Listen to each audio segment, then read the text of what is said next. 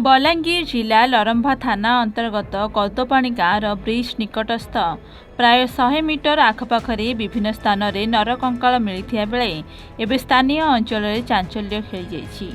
मिलता सूचना अनुजाई हिर्ली गाँवर जड़े महिला निज घर परिसर सफा करुवा समय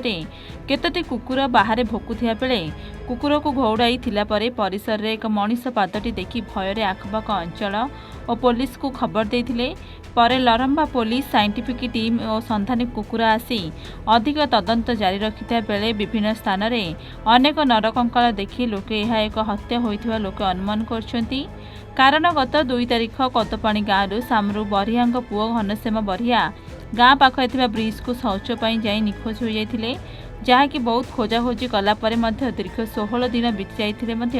पुलिस ए पर्यंत घनश्याम बरिया को पत्ता मिलु नथिया बेले आज सही ब्रिज निकटस्थ अनेक स्थान में नरकंकाल देखि यह घनश्याम शरीर अंग होइथिबार लोके अनुमान करी घनश्याम को हत्या कर अंग प्रत्यंग को फोपाड़ी लोके अनुमान करछंती। जदि यह घनश्याम अंग प्रत्यंग तेबे किए और काहेकि एभली षड्यंत्र कर हत्या करिछि उचित तदंत करी दोषी को दंड मिलु बोली अंचल दाबी होछि।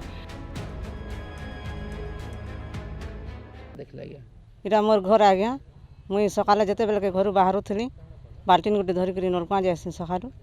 तार इन कुकुर छुआ मैंने हल्की हल्की खाऊ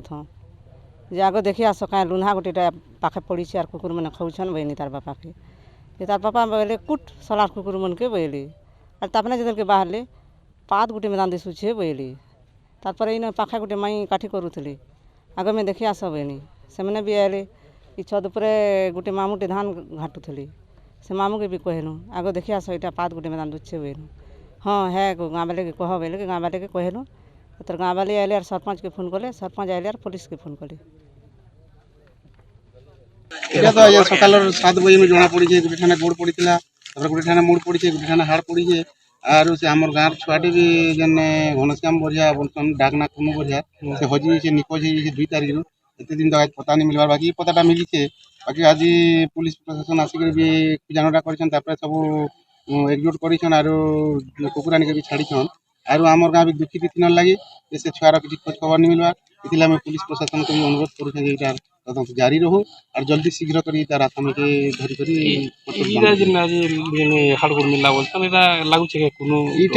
तो आज्ञा किसी आम भी कही पार डाउट लगुच क्लियर कही पार पुलिस प्रशासन काण आशा रखी तो आज्ञा आमर किसी नहीं पुलिस प्रशासन आम छाड़ीछू और आज्ञा मन आम आशा धरछुँ आसामी के धरबे आसामी धरिक उचित दंड देवे और तार उचित न्याय आम गाँव वाले देवे आम लरमा थाना अंतर्गत कादोपाणी गाँवर सुक्तेल नदी ब्रिज पाखे गोटे शव पड़ी खंड विखंडित शव आम विगत दिन आपण मैंने जानी कादोपाणी गाँवर गोटे नाबालक घनश्याम बरिया उर्फ कुनु बरिया कि अपहरण होकर लरमा थाना अभियोग होता तो घटना के आज 16 दिन बीतीगला पुलिस रो हाथ खाली किंतु आज जेन शवटा खंड विखंडित शव मिली एथुरु निश्चित भाव सन्देह करुचु जे है पारे बोलिकी घनश्याम बरियार तार मोला दिया बोलिकी आम सन्देह करुचु आउ जिते बेले घनश्याम बरिया अपहरण होइचे पुलिस रो हाथ आज तक खाली होइचे पुलिस केवल पुलिस रो परिश्रम के आम सैल्यूट करुचु धन्यवाद दूँ पुलिस विभाग के 24 घंटा परिश्रम करछन किंतु जहाँ परिश्रम करछन सेटा फल सुने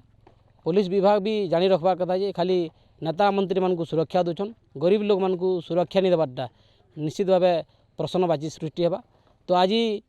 घनश्याम बरिया प्रति भलिया है आगामी दिन में अन्य प्रति हेबा तो बलांगीर जिला तथा ओडिशार लोक केते बेले भी सुरक्षित निसे आ मुई आपणकर जरिया गृह विभाग के अनुरोध करमी जे पुलिस विभाग के कड़ा निर्देश देकरी आहरी केन्ता करी अपराध नहीं घटवा तार प्रति पदक्षेप नेले भल बा। बलांगीर पाटनागढ़ अभिमन्यु बांक रिपोर्ट एन ओडिशा।